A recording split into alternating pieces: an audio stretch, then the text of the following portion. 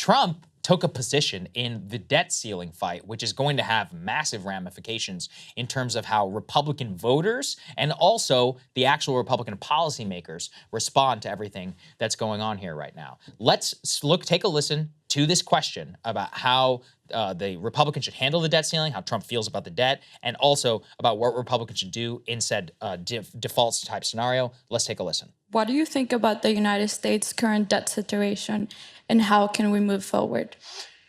Such an important question. So we're at $33 trillion, a number that nobody ever thought possible.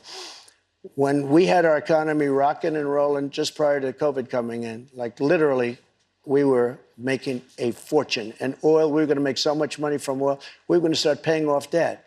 But then with COVID coming in, we had to do other things. We had to keep this country alive because it was so serious. But we have to get the country back. We have to lower energy prices. We have to lower interest rates. Interest rates are through the roof. Energy has to come down. It all has to come down, and we have to start paying off debt. You once said that using the debt ceiling as a negotiating wedge just could not happen. You said that when you were in the Oval Office. That's when I was president. So why is it different now that you're out of office? Because now I'm not president. They couldn't get enough, Ryan. They loved it. I mean, that's hilarious. Yeah, it's and by the way, hilarious. that is you know what? This is again part of his appeal, because he'll just, when other politicians are inconsistent, they're like, well, technically things were different. He's like, no, I just don't. He's like, I'm inconsistent, and because I'm a ruthless politician. Right, my power position has changed. Yeah, like, okay. And now, cynically, what I thought as coming away from that exchange was that Trump actually would appreciate a default because it will hurt Biden, of course, and hurt the economy, and guarantee his election. Right. If he, if there's enough of a hit. So, for Trump, it's like he gets to talk tough, and then but he also wants the car crashed in this game of chicken, because if the cars crash and you get unemployment back up to 6% by November 2024, Biden has a very difficult time getting reelected. Yeah, I mean, listen, this is part of why this entire conversation drives me nuts. Under Trump, the national debt increased by $7.8 trillion from 20. Nobody thought it was possible. He started the administration with $20 trillion in debt after the Obama years. That was in 2017. That was after an increase from 10 to 20 trillion. So then it went from 20 to 28 trillion after the end of the Trump presidency. Now, I guess, to be fair to him, only 5 trillion of that was pre-COVID. So half of it was post-COVID. I mean, and listen, you're looking at two people who don't have that many objections to deficit spending, or who probably have very, very different views on default and deficit spending and debt, on national debt specifically. As in, it's not the same thing as a household balance sheet because we're the world superpower. So there's a little bit of a difference. You know, we're not like Bosnia or something like that. But if we were going to speak the language of what he's talking about, we have to get our national debt under control, all this other stuff. Well, then, it's a little hypocritical whenever you're going to sign one of the largest corporate tax cuts. And that's part of why, as much as I enjoyed the moment where Caitlyn said, well, you said as president, it's actually better to hit them with the genuine policy hypocrisy here. To be like, listen, you literally signed one of the largest corporate tax in history. Cuts in history. Which he talked about and bragged about. Which he talked and bragged about. Yeah. And the case that you made was going to boom the economy. And I mean, it kind of did. It also increased the deficit. Yeah. So, and that's fine, in my opinion. A lot of people's opinion too. Ask the voters, who mostly were okay with that. But, you can't then say that we got to get our spending or whatever out of control. I actually think the most effective tactic that I've heard yet is not objections to the spending overall. It's when people said you're spending money on X, Y, and Z, like spending money on an unpopular program like the IRS, for example, right? That is actually a way to get people to be like, yeah, hold on a second, maybe we shouldn't spend so much money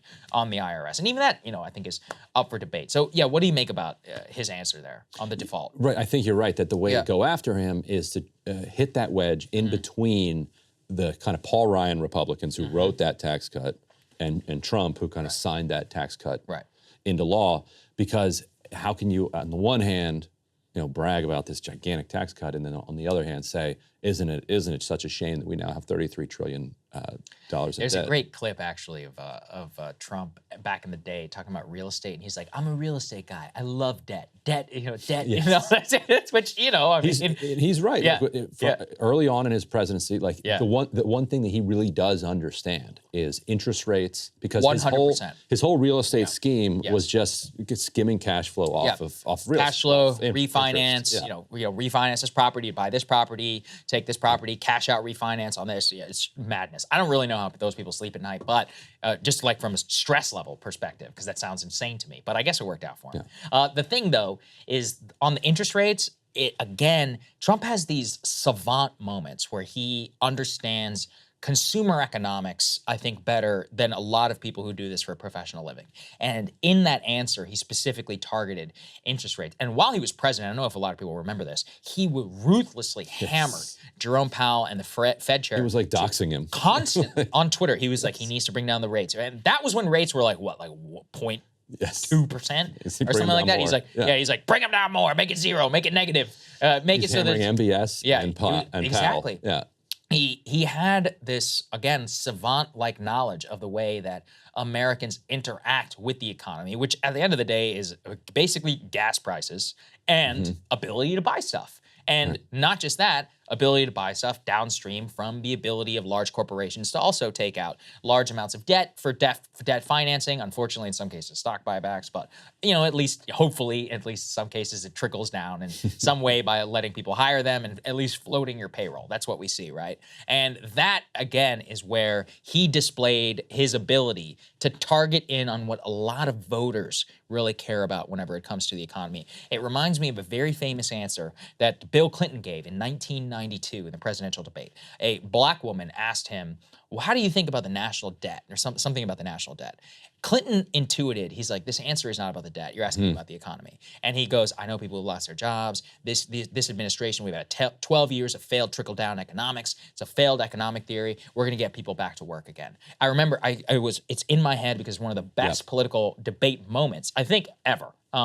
That's ever happened, because it's about taking what somebody is asking about and not answering it on the face and getting to the core of how the voter really thinks about it. In that, I actually thought he did a good job. But now, in terms of the policy and what it means, here's what matters. Trump endorsement of the McCarthy position gives McCarthy tremendous more leverage within the Republican caucus, because he can go and say, why are you going against Trump on this? Trump endorsed me last night. He strengthened his negotiating hand whenever it came to Biden, because this is the leader of the Republican Party, the former president of the United States, the most popular Republican in the entire country. Here's what he thinks we need to do in this specific instance.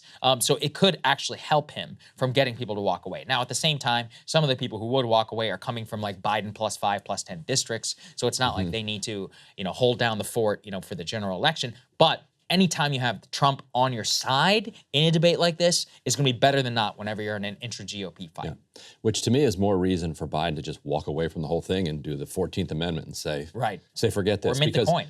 Or mint the coin, do whatever. Say we're not playing these games, and just say, look, Trump called for a default. Trump wants you guys to default with me, and I'm not playing that game. I'm done. Right. I'm moving on. Hey guys, ready or not, 2024 is fully upon us now, and Saagar and I have been brainstorming ways that we can really up our game for this critical election. Yeah, we rely on our premium subs to expand our coverage, to add staff, to upgrade the studio. We just want to give you the best independent coverage of this election, which is possible. So if you can help us out, become a premium subscriber today, breakingpoints.com, or the link is down here in the description video. It really means the world to us, and if you like what we're all about, this is the best possible way to keep us 100% independent, working only for you.